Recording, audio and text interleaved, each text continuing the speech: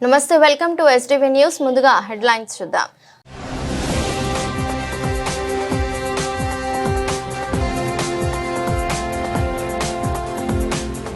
Cheepurupalli సిహెచ్సిలో HPV vaccination కార్యక్రమాన్ని ప్రారంభించిన CM Chandrababu Naidu.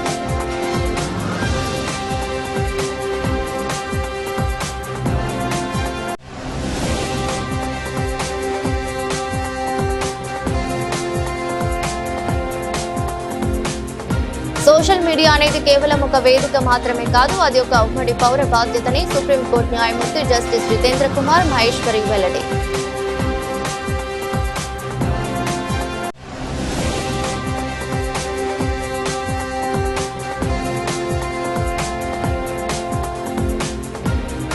ముఖ్యమంత్రి నారా చంద్రబాబు నాయుడు ఆదేశాల మేరకు శనివారమే ఎన్టీఆర్ భరోసా పెన్షన్లను పంపిణీ చేసిన ఎమ్మెల్యే గుండా ఉమా.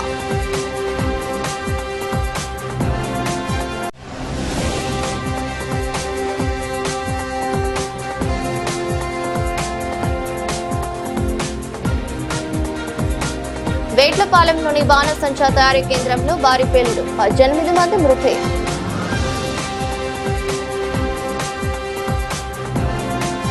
చీపురుపల్లి సిహెచ్సిలో హెచ్పివి వ్యాక్సిన్ కార్యక్రమాన్ని సీఎం చంద్రబాబు లాంఛనంగా ప్రారంభించారు. ఈ రోజు చీపురుపల్లి చేరుకున్న చంద్రబాబుకు మంత్రులు, ఎమ్మెల్యేలు, కూటమి నేతలు, అధికారులు ఘన స్వాగతం పలికారు. అనంతరం సిఎల్సికి వెళ్లి అక్కడ విద్యార్థులతో ముచ్చటించారు. హెచ్పివి వ్యాక్సిన్ వల్ల గర్భాశయ క్యాన్సర్ బారిన పడకుండా ఉంటారని తెలిపారు. సీఎం సమక్షంలో 14 ఏళ్ల వయసు గల విద్యార్థులకు ఏఎన్ఎంలు వ్యాక్సిన్ వేశారు. హెచ్పివి వ్యాక్సిన్ ఉపయోగాల గురించి విద్యార్థులకు వివరించారు సీఎం చంద్రబాబు. క్యాన్సర్ రాకుండా రక్షణ కోసమే ఈ వ్యాక్సినేషన్ ఇస్తున్నామని, సంజీవని కార్యక్రమంలో భాగంగా డిజిటల్ హెల్త్ రికార్డులో వ్యాక్సినేషన్ డేటాను నమోదు చేయాలని తెలిపారు. ఆసుపత్రి ప్రాంగణం పరిశుభ్రంగా ఉండేలా చూడాలని, ప్రైవేట్ ఆసుపత్రులకు ధీటుగా ఉండాలని జారీ చేశారు. అలాగే వైద్యశాలకి అడ్వైజరీ కమిటీ నియమించాలని ముఖ్యమంత్రి చంద్రబాబు సూచనలు చేశారు. వేదిక పైనున్న పెద్దలు, స్థానిక శాసనసభ్యులు, మాజీ మంత్రివర్యులు కళా వెంకట్రావు గారు, గౌరవనీయులు గౌరవ పార్లమెంట్ సభ్యులు గౌరవ అప్పలనాయుడు గారు, ఇంకో పక్కన మాజీ మంత్రి, గజపతి నగరం శాసనసభ్యులు మన అప్పలనాయుడు గారు, ఇంకో పక్క అనిత గారు, హోమ్ మినిస్టర్ గారు అనిత గారు, మీరందరూ కూడా గట్టిగా చప్పట్లు కొడుతున్నారంటే అనిత గారు సమర్థవంతంగా పనిచేస్తున్నారు. జిల్లా మంత్రిగా కూడా బాగా పనిచేస్తున్నారు. సంతోషం.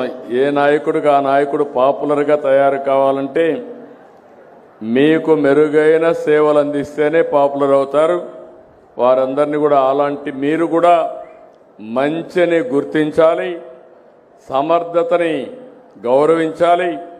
అప్పుడే మీకు న్యాయం జరుగుతుందని చెప్పి కూడా నేను మీకు తెలియజేస్తున్నా.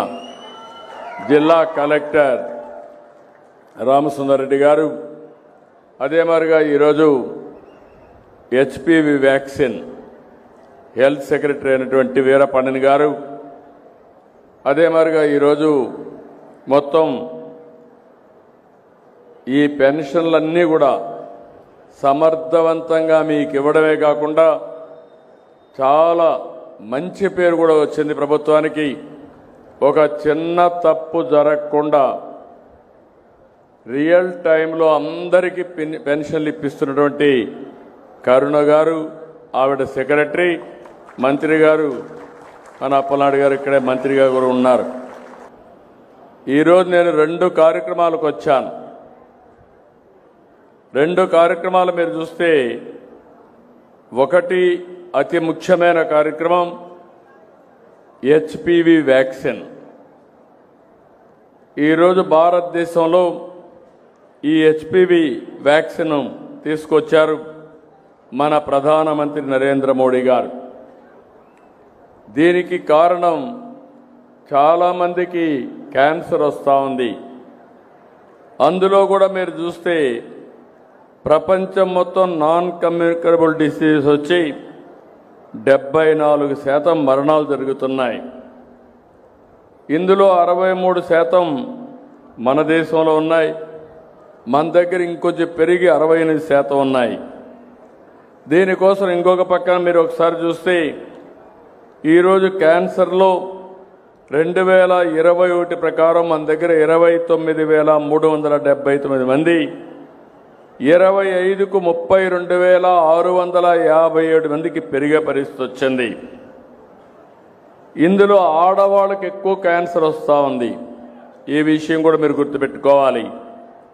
బ్రెస్ట్, రొమ్ము క్యాన్సర్ కానీ, సర్వైకల్ క్యాన్సర్ కానీ ఎక్కువ మహిళల్లో వస్తుంది. అదే మరి మగవాళ్ళల్లో మిగిలిన వాళ్ళని మీరు చూస్తే నోటి క్యాన్సర్ మగవాళ్ళలో ఎక్కువ వచ్చే పరిస్థితి వస్తూ ఉంది. ఇది చూసిన తర్వాత మన రాష్ట్రంలో మనం సర్వైకల్ క్యాన్సర్ రాష్ట్రంలో ప్రధాన సమస్యగా మారింది. సోషల్ మీడియా అనేది కేవలం ఒక వేదిక మాత్రమే కాదు, అది ఒక ఉమ్మడి పౌర బాధ్యత అని సుప్రీంకోర్టు న్యాయమూర్తి జస్టిస్ జితేంద్ర కుమార్ మహేశ్వరి వెల్లడించారు. రాజ్యాంగంలో ఇచ్చిన స్వేచ్ఛ వ్యవస్థను విచ్ఛిన్నం చేయకుండా బలోపేతం చేయడానికి ఉపయోగపడాలని స్పష్టం చేశారు. CR media academy of Andhra Pradesh ఆధ్వర్యంలో శనివారం ది వెన్యూ కన్వెన్షన్ హాల్లో సోషల్ మీడియా దుర్వినియోగం అనే అంశంపై సెమినార్ జరిగింది. అకాడమీ చైర్మన్ ఆలపాటి సురేష్ కుమార్ అధ్యక్షత వహించిన ఈ కార్యక్రమంలో సుప్రీంకోర్టు న్యాయమూర్తి జస్టిస్ జితేంద్ర కుమార్ మహేశ్వరి ముఖ్య వక్తగా పాల్గొన్నారు.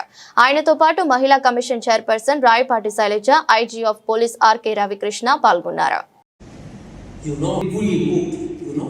On the next day at about 11 a.m.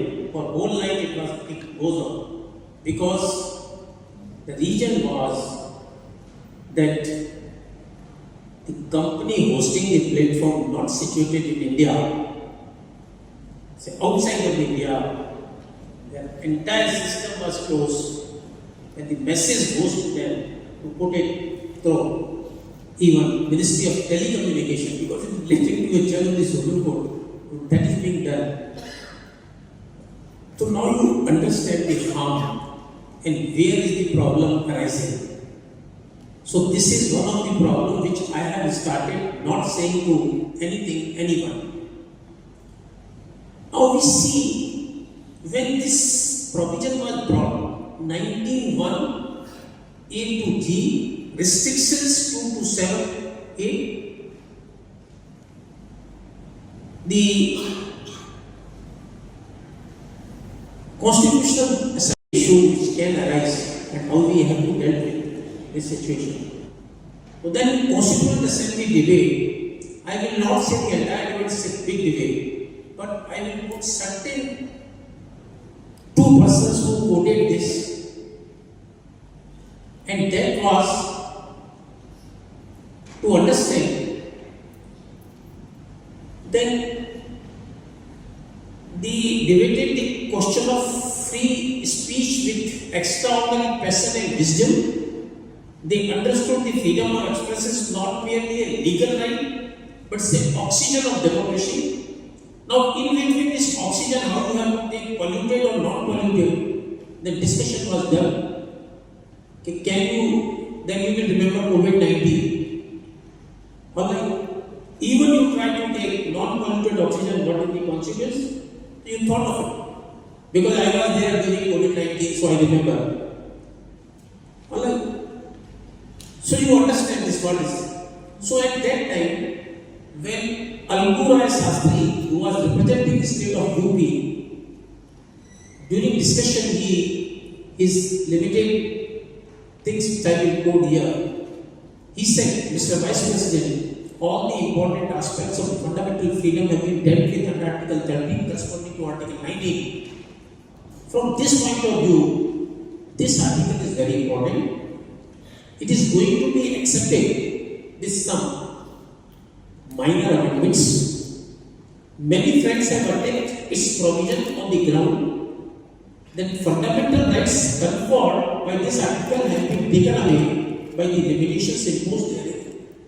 Then he said, I feel that along with freedom, responsibility along with freedom, responsibility is essential. This was the essence of the మనిషి లోపల ఒక మనిషి ఉంటాడు, ప్రతి మనిషి లోపల ఒక మనిషి ఉంటాడు. ఆ లోపల మనిషిని అట్రాక్ట్ చేస్తాయి ఇటువంటి కంటెంట్. ఈ లోపల మనిషిని ఈ కంటెంట్, ఈ రకమైన కంటెంట్ అట్రాక్ట్ చేస్తుంది అన్న సూత్రం మీద ఆధారపడి సోషల్ మీడియా పనిచేస్తుంది. అందుకే ఆ కంటెంట్ని సోషల్ మీడియా ప్లాట్ఫామ్స్ ఎంకరేజ్ చేస్తాయి.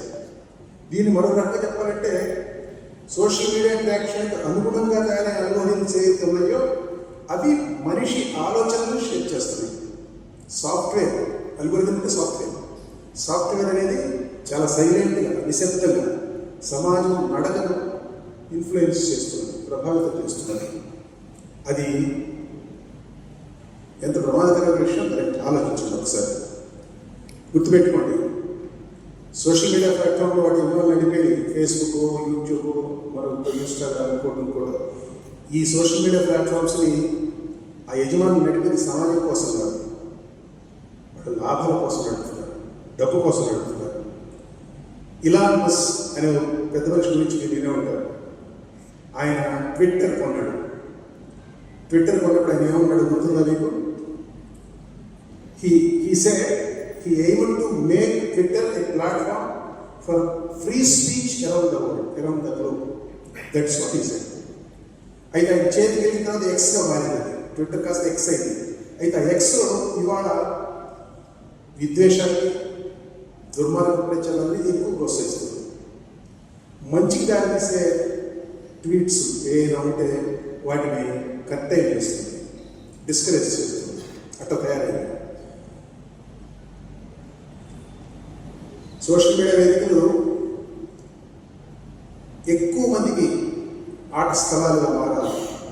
ఎక్కువ మందికి ఆట స్థలాలుగా మారడం కోసం, ఆ లక్ష్య సాధన కోసం టెక్ జైంట్స్ అని మనం ఏదైతే ప్రజల సంక్షేమమే కూటమి ప్రభుత్వ ప్రధాన లక్ష్యమని, భవిష్యత్తులో మరింత బాధ్యతతో ప్రజాసేవలో ముందుకు సాగుతామని ప్రభుత్వ విప్ విజయవాడ సెంట్రల్ శాసనసభ్యులు బోండా ఉమామహేశ్వరరావు స్పష్టం చేశారు.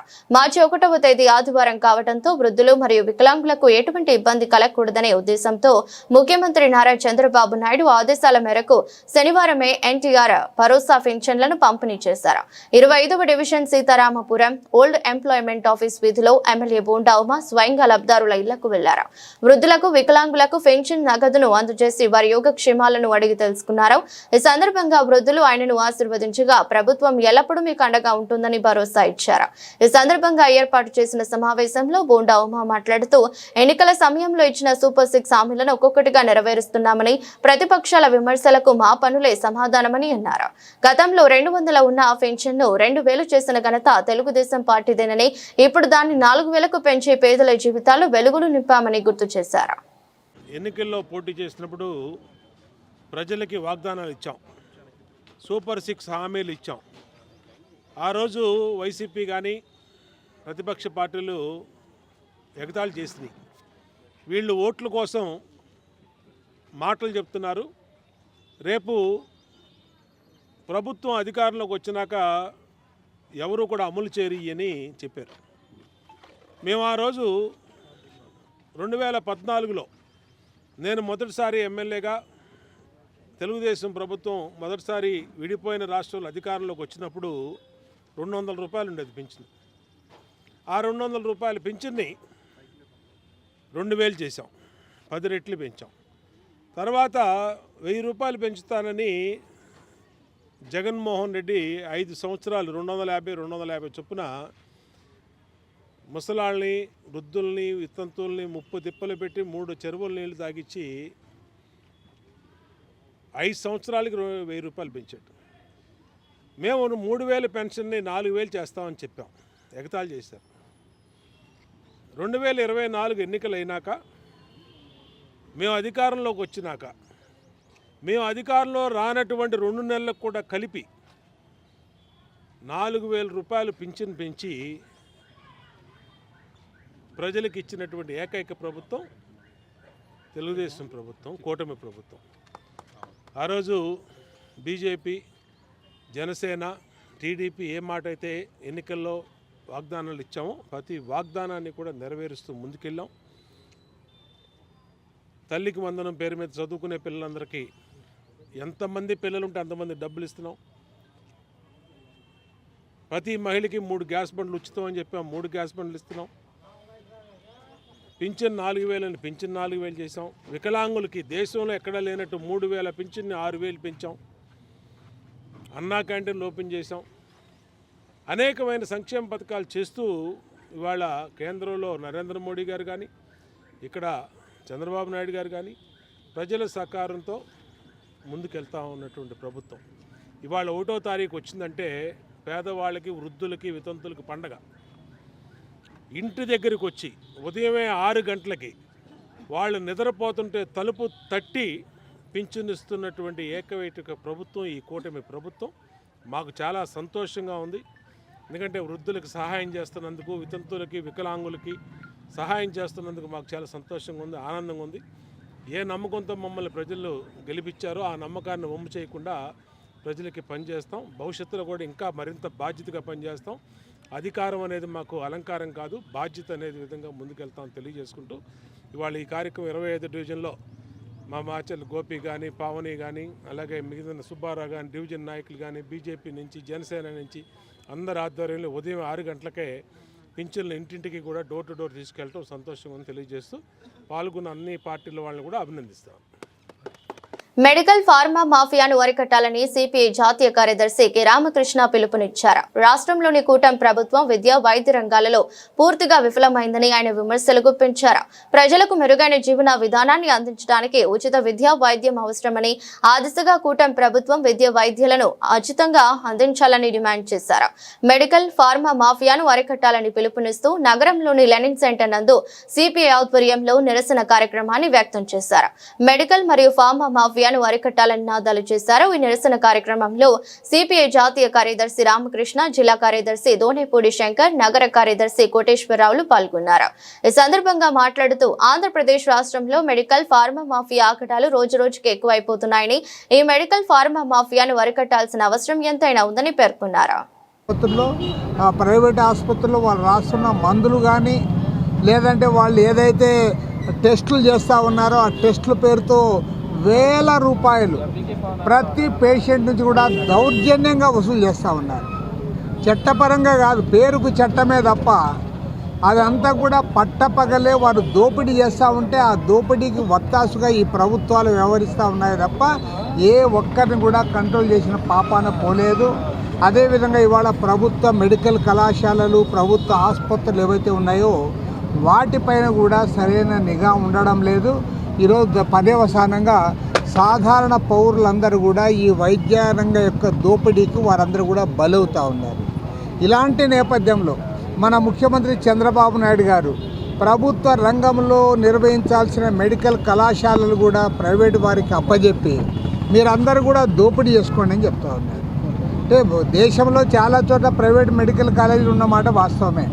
కానీ మన ఆంధ్ర రాష్ట్రంలో ప్రత్యేకత ఏమంటే మన రాష్ట్ర ప్రభుత్వమే వాళ్ళ కోసం లైసెన్సులు తెచ్చిపెడతా ఉంది, ల్యాండ్స్ ఇస్తూ ఉంది, భూములు ఇవ్వడమే కాకోకుండా అన్ని రకాలుగా బిల్డింగ్స్ కూడా కడతా ఉన్నారు.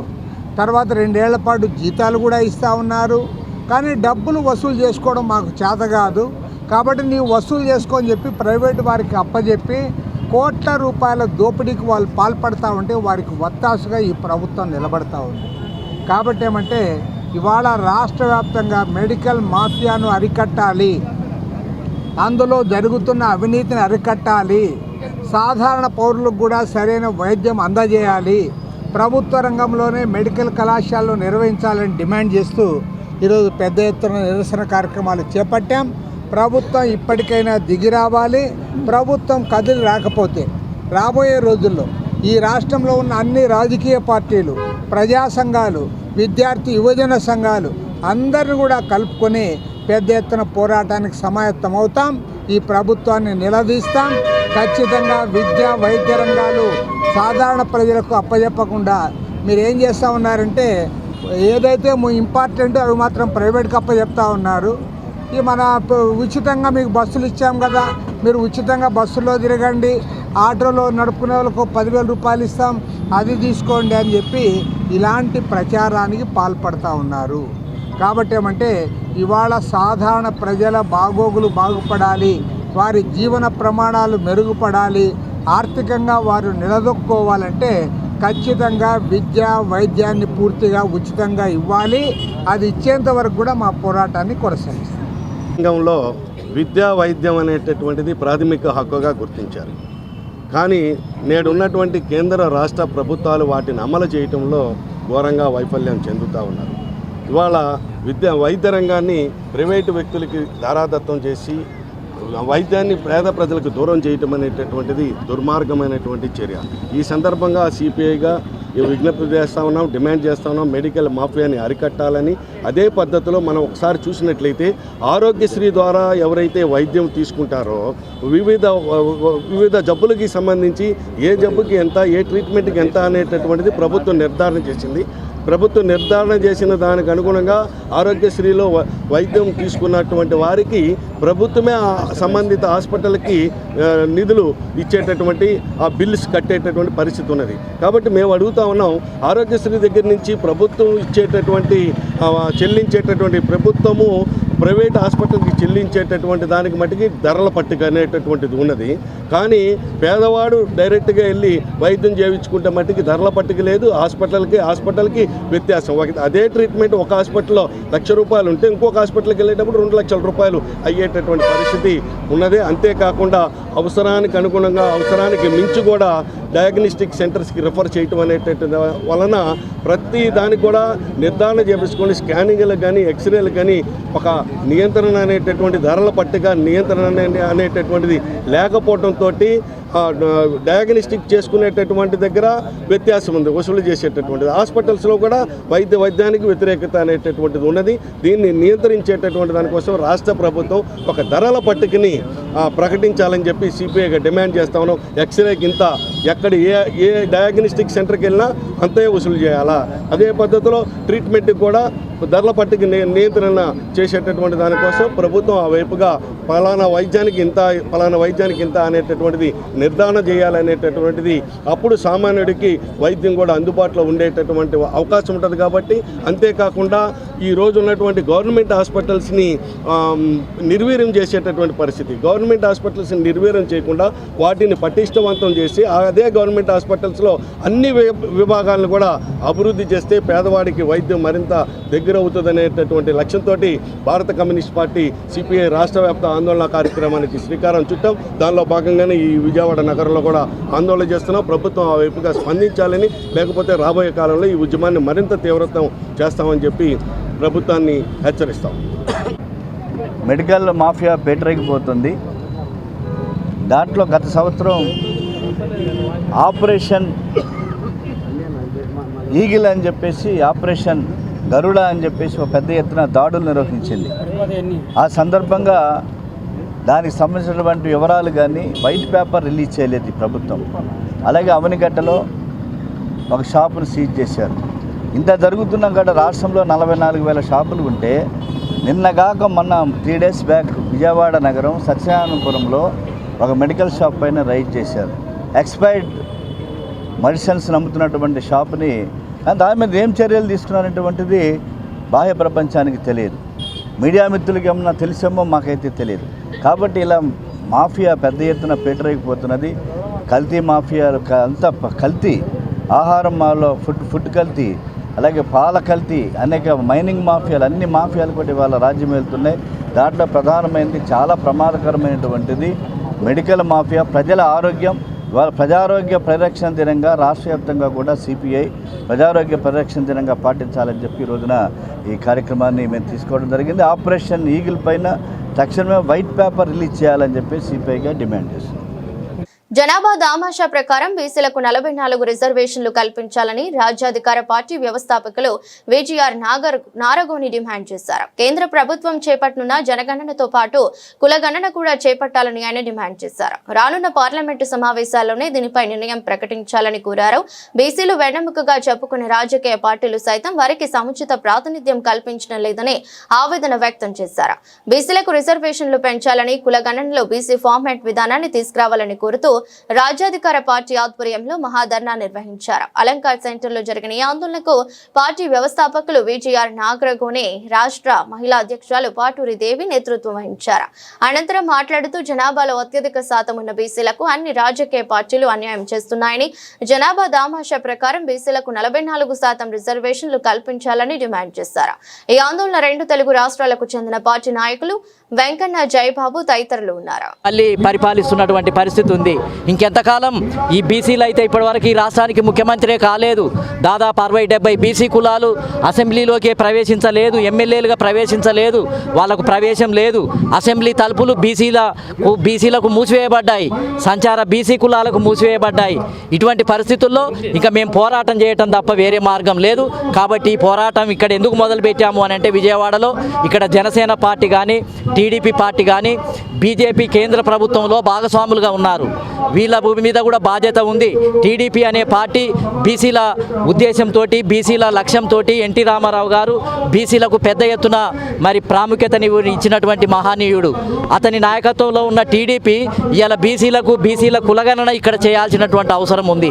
అదేవిధంగా కేంద్రంలో కూడా మోడీ ప్రభుత్వం పైన చంద్రబాబు నాయుడు గారు దలుచుకుంటే అక్కడ రాజకీయ రిజర్వేషన్లు కూడా రావడానికి అవకాశం ఉంది.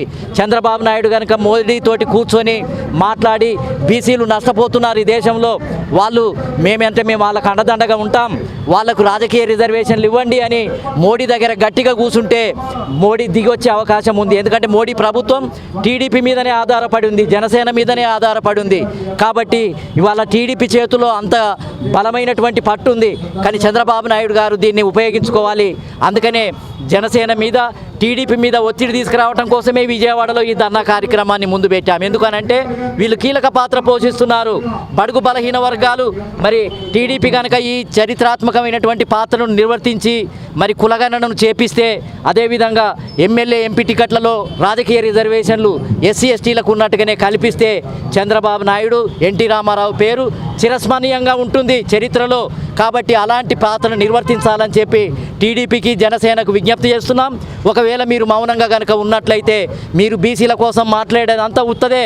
మీ బీసీలను పైన మభ్యపెట్టడం కోసమే మాట్లాడుతున్నారు. అదేవిధంగా జనసేన కూడా గతంలో సామాజిక న్యాయం అనే పేరుతోటి చిరంజీవి గారు ప్రజారాజ్యం పార్టీ పెట్టారు. అదేవిధంగా పవన్ కళ్యాణ్ దాంట్లో భాగంగా ఉన్నారు. ఆయనకి సమాజం మీద ఒక అవగాహన ఉంది. మరి ఎందుకు మౌనంగా ఉంటున్నారు? ఎందుకు రాజకీయ రిజర్వేషన్ల గురించి మోడీ మీద ఒత్తిడి తేవటానికి పవన్ కళ్యాణ్ గారు మరి ఎందుకు మాట్లాడటం లేదు? మీరు కదలండి. మీరంతా గట్టి కమిట్మెంట్ ఉన్నటువంటి నాయకులు. కాబట్టి ఈ 2 పార్టీలను చొరవ తీసుకోవాలని చెప్పి మేము ఈ సందర్భంగా విజ్ఞప్తి చేస్తున్నాం. రానున్న కాలంలో అన్ని రాష్ట్రాల్లో జరుగుతుంది. మార్చి 20 తర్వాత పార్లమెంటు సమావేశాలు మళ్ళీ కొనసాగబోతున్నాయి. ఢిల్లీలో అక్కడ పెద్ద ఎత్తున మహాధర్నా జంతర్ మంతర్ దగ్గర నిర్వహించబోతున్నాం. అక్కడ కూడా టీడీపీ వాళ్ళని, ఈలోపే టీడీపీ అధినాయకత్వాన్ని, అన్ని రాజకీయ పార్టీలను, అదేవిధంగా స్టాలిన్ను, కాంగ్రెస్ పార్టీ రాహుల్ గాంధీ గారిని, అన్ని పార్టీలను కూడా కలిసి మరి మెమోరాండం మీద సంతకాలు చేయించి ఈ రాజకీయ రిజర్వేషన్లకు, జనగణనలో కులగణన, ఈ బీసీల కులగణన చేపట్టాలని ఒక మహత్తరమైనటువంటి ఉద్యమాన్ని, పొలిటికల్ జస్టిస్ ఫ్రంట్ ఉద్యమాన్ని కొనసాగిస్తాము అని చెప్పి తెలియజేస్తూ మరి నాకు ఈ అవకాశం ఇచ్చిన మిత్రులందరికీ, పత్రికా మిత్రులందరికీ కూడా కృతజ్ఞతలు తెలియజేస్తున్నాను. నేతాజీ వంతెన వద్ద సభ్య కోసం 8 ఏళ్లుగా పోరాడుతున్నా పట్టించుకుని అధికార పార్టీ నేతలు సిపిఎం చేస్తున్న పోరాటాలను తక్కువ చేసి మాట్లాడటంపై సిపిఎం నాయకులు దోనేపూడి కాశీనాథ్ నిప్పులు చెరిగారు. పదవులను అడ్డుపెట్టుకుని పర్సంటేజీలు, వాటాల కోసం పనిచేసే వారికే ప్రజా పోరాటాలు వింతగా కనిపిస్తాయని ఎద్దేవా చేశారు. ప్రజా సమస్యల పరిష్కారం కోసం పోరాటాలు చేసిన చరిత్ర సిపిఎం పార్టీకి ఉందన్నారు. సిపిఎం నాయకులు దోనేపూడి కాశీనాథ్ ఆధ్వర్యంలో కృష్ణలంక రాణిగారి తోట సిపిఎం పార్టీ కార్యాలయంలో శనివారం మీడియా సమావేశం జరిగింది. అనంతరం మాట్లాడుతూ ప్రజల పక్షాన చేస్తున్న పోరాటాలను తెలుగుదేశం పార్టీ నాయకులకు డ్రామాలుగా కనపడుతున్నాయన్నారు. నేతాజీ వంతెన వద్ద రాణిగారి తోట ప్రజలు రోడ్డు దాటాలంటే ప్రాణాలు వరచేతిలో పెట్టుకోవాల్సిన పరిస్థితి ఏర్పడిందన్నారు. తక్షణమే సభ్య ఏర్పాటు చేయాలని సిపిఎం గత 8 ఏళ్లుగా అలుపెరగని పోరాటం చేస్తుందన్నారు. కార్యక్రమంలో తూర్పు నగర కమిటీ కార్యదర్శి కృష్ణ పాల్గొన్నారు. రాణిగారి తోటలో ఉన్నటువంటి ప్రాంత ప్రజలు రోడ్డు దాటేందుకు, రోడ్డు పైన మరణాలు సంభవిస్తున్నాయి, యాక్సిడెంట్స్ అవుతా ఉన్నాయి. దీన్ని అరికట్టేందుకు ప్రభుత్వం తక్షణమే వెంటనే ఈ సమస్యకి పరిష్కారంగా నేతాజీ వంతెన వద్ద సబ్వే ఏర్పాటు చేయాలని చెప్పేసి గత జూలై నెలలో పెద్ద ఎత్తున ఎన్హెచ్ఏ కార్యాలయం వద్ద సిపిఎం ఆందోళన చేసింది. దానికి ముందు దాదాపుగా 8 సంవత్సరాలుగా సిపిఎం అనేక పోరాటాలు ప్రజలతో ఈ సమస్య పైన నిర్వహిస్తూ ఉంది. కానీ తెలుగుదేశం పార్టీ నాయకులకు అదేమీ కనపడేటువంటి పరిస్థితి లేదు. సమస్య ప్రజలందరూ కలిసి వచ్చి మా సమస్యను పరిష్కరించండి అని చెప్తే అది వాళ్ళకి డ్రామాలుగాను అదేదో వింత పోకడలుగాను కనపడతా ఉంది. ఎందుకంటే ప్రజా సమస్యలు అంటే కనీసం ఆలోచించేటువంటి పరిస్థితుల్లో ఆ ప్రజాప్రతినిధులు కానీ నాయకులు కానీ లేరు అనేటువంటిది గత ఆ పాలనా సంవత్సరాలన్నింటిలో మనం చూసాం. నేతాజీ వంతెనతో పాటు మరో చోట కూడా కృష్ణలంక 22వ డివిజన్ ప్రాంతంలో కూడా సబ్వే ఏర్పాటు చేయాలనేది ఈ ప్రాంత ప్రజల యొక్క డిమాండ్. ఆ డిమాండ్కి సంబంధించినటువంటి దానిపైన మీరు మాట్లాడకుండా ప్రజలు పెద్ద ఎత్తున చేసేటువంటి పోరాటాలకు సంబంధించినటువంటి ఫలితంగా వచ్చినటువంటి దాన్ని ఈ రోజున క్రెడిట్ పేరుతో మాట్లాడుతూ ఉన్నారు. సిపిఎం నాయకులకి క్రెడిట్తో పని లేదు. సిపిఎంలో ఉన్నటువంటి ప్రతి కార్యకర్త కూడా ప్రజా సమస్యల పైన ప్రజలతో కలిసి పనిచేసేటువంటి వాళ్ళు. ఈ రోజున క్రెడిట్ కావాల్సింది ఎవరికి అంటే పరిపాలనకు సంబంధించినటువంటి విషయాన్ని పక్కన పెట్టి పదవులను అడ్డు పెట్టుకొని పర్సంటేజీల పేరుతో వ్యక్తిగత వాటాల పేరుతో ఈ కాలం వెళ్ళబుచ్చేటువంటి నాయకులు ఎవరైతే ఉన్నారో వాళ్ళకి క్రెడిట్లు కావాలి. ఈ రోజున సిపిఎం నాయకులకి వ్యక్తిగతంగా ఏ యొక్క దీంట్లో వ్యక్తిగతమైనటువంటి కోటాలు పర్సంటేజ్లు అడగడం లేదు, తీసుకోవడం లేదు. రేషన్ షాపు డీలర్లకు సంబంధించినటువంటి దాంట్లో కానీ బార్ షాపుల దాంట్లో కానీ ఇటువంటి వాటిలో వాటాలు కోటాలు తీసుకునేటువంటి వాళ్ళకి ఇవి డ్రామాలుగానే కనపడేటువంటి అవకాశం అంటున్నాం. 22వ డివిజన్లో కృష్ణలంక అభివృద్ధి అంటే 22వ డివిజన్లో పట్టాల సమస్య ఎప్పటిది? ఇది మీరు 3 సార్లు ఎమ్మెల్యేగా ఎంపీగా ఉన్నప్పుడు సమస్యగా రిజిస్ట్రేషన్ల సమస్య, శ్మశాన భూమిగా ఉన్నదాన్ని కన్వర్షన్ చేయడానికి సాగినటువంటి నిరాహార దీక్షలు, అక్కడ సాగినటువంటి ఉద్యమం, ప్రజలు చేసినటువంటి ఉద్యమం, దానికి సిపిఎం అందించింది.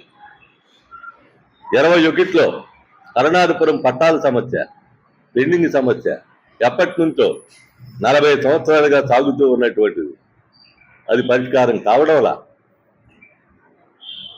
20వ డివిజన్లో ఇందిరా కాలనీలో పట్టాలు రిజిస్ట్రేషన్ల సమస్య పరిష్కారం కావడంలా ఇది గత 20 సంవత్సరాలుగా సాగుతూ ఉన్నటువంటి సమస్య. ఇది రాణిగారి తోట అండర్ పాస్ సమస్య ఎట్లా ఉందో ఈ సమస్యలు కూడా అప్పటి నుంచి పేరుకుపోయి ఉన్నటువంటి సమస్యలే. 20 సంవత్సరాల కాలంలో ఏం చేశారు అని అంటే ప్రజలు వీధుల్లోకి వచ్చినప్పుడు ఆ మద్దతును మీరు కూడగట్టుకుని చేసేటువంటి దానికి ప్రయత్నం చేయాలా లేదా, సమస్యల పరిష్కారానికి కృషి చేయాలా లేదా, అది మేము అడుగుతున్నటువంటిది. అంతే తప్ప వేరే రకమైనటువంటి పద్ధతుల్లో మీరు తీసుకొచ్చి చేయమనమని చెప్పనని చెప్పట్లా. ప్రభుత్వంతో ఇచ్చేయమని చెప్తున్నాం. మీరు ఉన్నారు కాబట్టి ప్రజాప్రతినిధిగా మీ బాధ్యత, అంతకుముందు మీ కార్పొరేటర్లుగా బాధ్యత. కృష్ణలంక అవుట్ఫాల్ డ్రైన్ 8 మాసాలు అయింది టెండర్ పిలిచామని చెప్తున్నారు. 4 మాసాలు అయింది వర్క్ ఆర్డర్ వచ్చని చెప్తున్నారు. ఏది ఎందుకని చేపట్ల? ఎవరి దేనికి కర్త, ఎవరి దేనికి కర్మక్రియ? అవుట్ఫాల్ డ్రైన్ నిర్మాణం చేపట్టి ఉంటే ఈ సమస్యకు పరిష్కారం చూపాల్సినటువంటిది మీరా?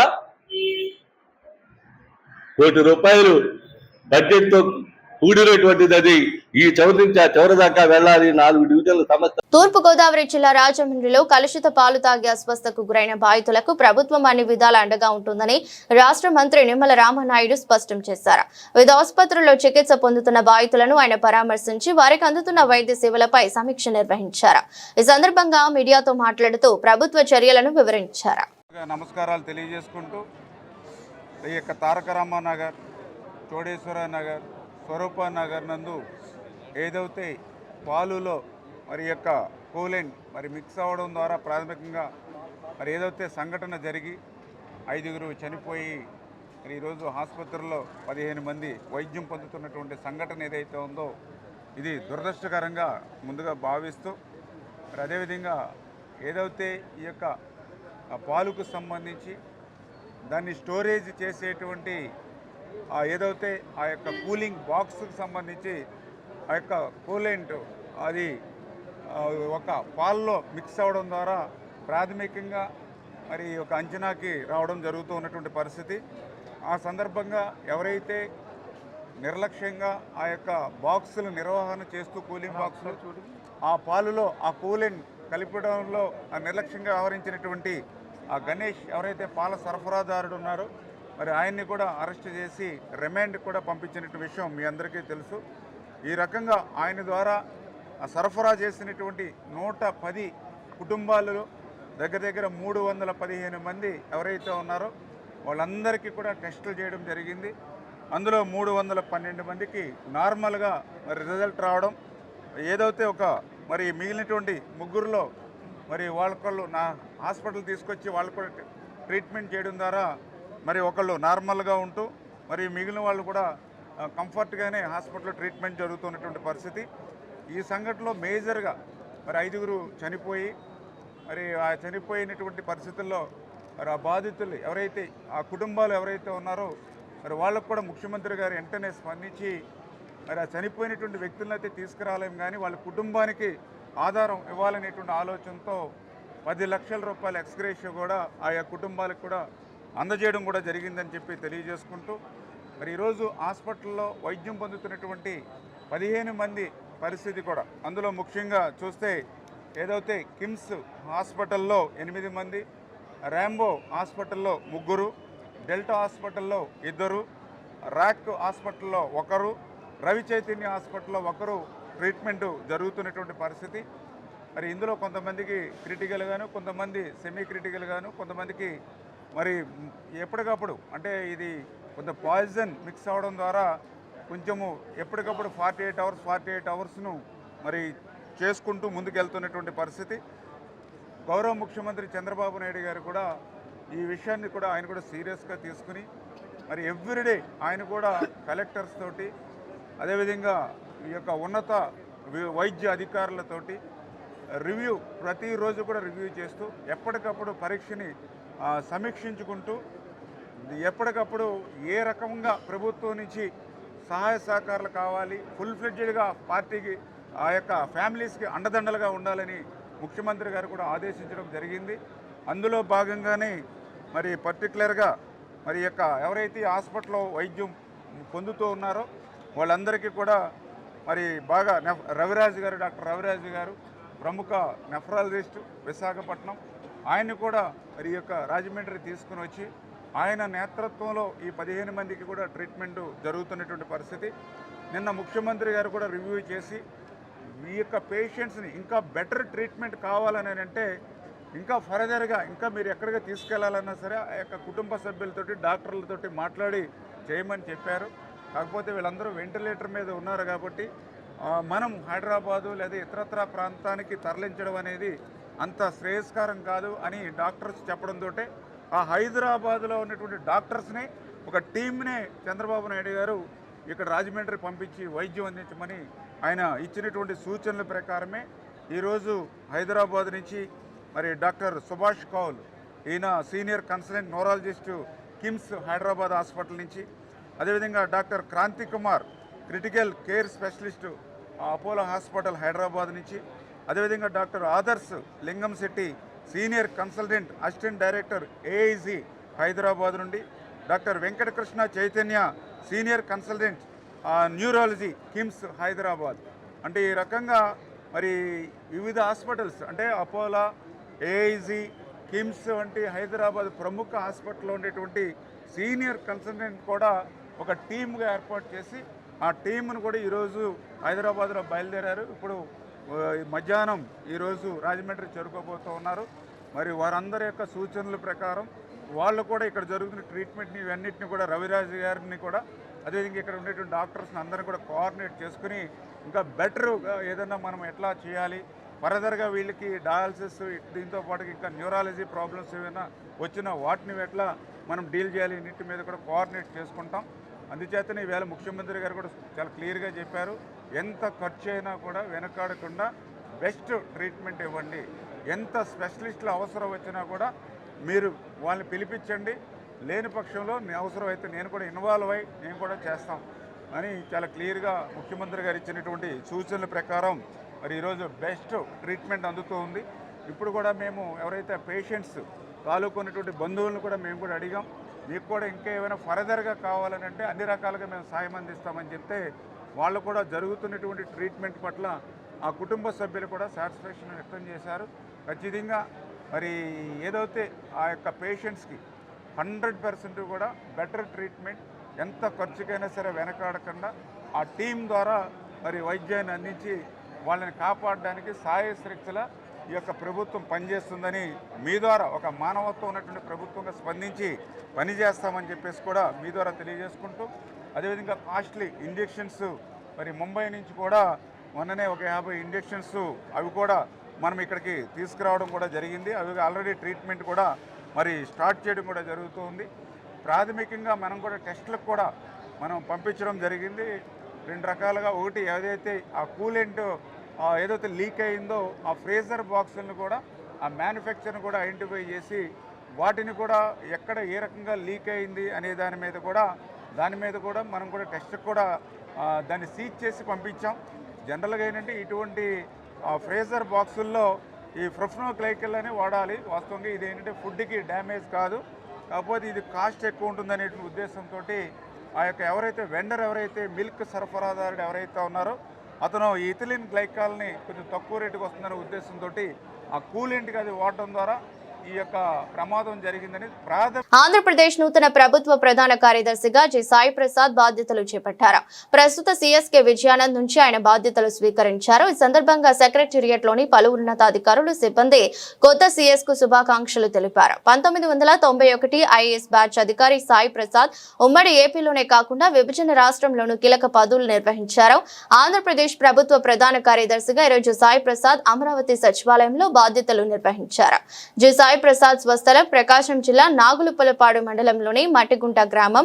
రాష్ట్రంలో వివిధ జిల్లాల కలెక్టర్ గా పనిచేసిన ఆయన 2024 జూన్ నుంచి జలవనరుల శాఖ కార్యదర్శిగా, 2025 జనవరి నుంచి సీఎం ఎక్స్ అఫీషియో ప్రత్యేక ప్రధాన కార్యదర్శిగా వ్యవహరిస్తున్నారు. రెవెన్యూ శాఖ ప్రత్యేక ప్రధాన కార్యదర్శిగా అదనపు బాధ్యతలను కూడా ప్రభుత్వం ఆయనకి అప్పగించింది.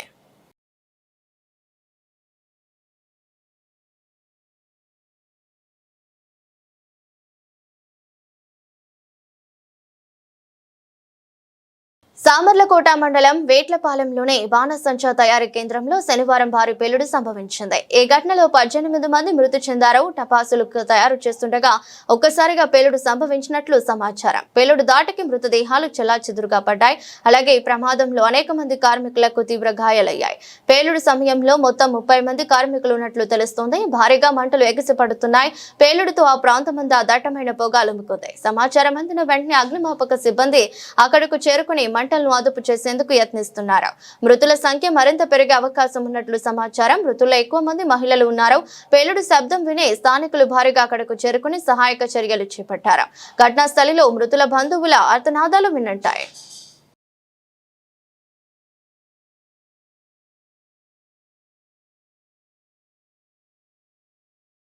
వార్తలు ముగించే ముందు మరోసారి హెడ్లైన్స్.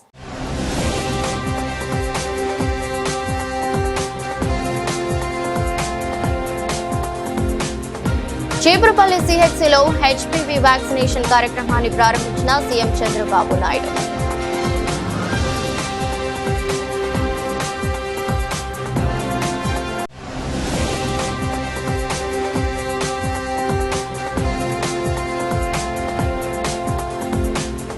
సోషల్ మీడియా అనేది కేవలం ఒక వేదిక మాత్రమే కాదు, అది ఒక ఉమ్మడి పౌర బాధ్యతని సుప్రీంకోర్టు న్యాయమూర్తి జస్టిస్ జితేంద్ర కుమార్ మహేశ్వరి వెల్లడి.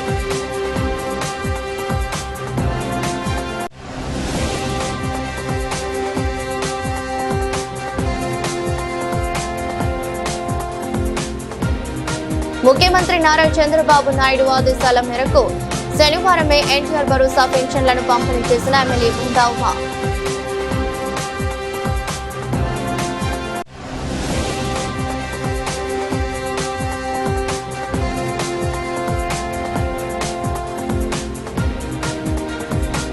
వేట్లపాలెంలోని బాణసంచా తయారీ కేంద్రంలో భారీ పేలుడు, 18 మంది మృతి.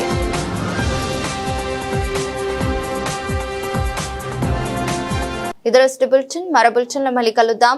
అంతవరకు సెలవు, నమస్కారం.